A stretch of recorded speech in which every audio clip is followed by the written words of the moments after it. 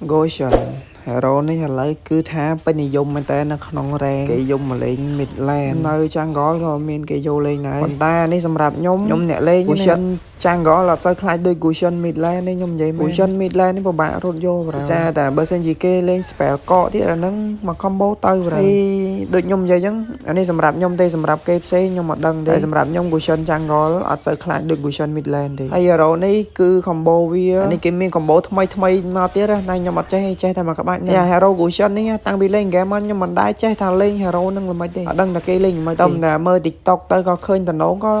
យកមកតេស្តតែបើសាច់ការឲ្យចេះលេងអត់ចេះលេងទេអត់ដឹងគេលេងមិនហើយ skill ហ្នឹងជាចុចទេហើយបើសិនជាយើងលេង Goshen ហើយ enemy មាន hero អត់មាន skill ដាស់ដូចជា Layla ដូចជា Sicilian ដូចអីហ្នឹងឆាំងណាហ្នឹងវាអត់មាន skill ដាស់ hero ហ្នឹងឆ្ងាញ់សម្បើមហើយដោយសារតែអត់មាន skill ដាស់បើពឹងតាមមក flick ដូចជាមិនទេដោយសារអី flick វា cool down យូរបើមាន skill ដាស់អាចនឹងរួចផុតខ្លះរួចផុតទុកខ្លះអញ្ចឹងណាហ្នឹងហើយអាហ្នឹងចំពោះ hero Goshen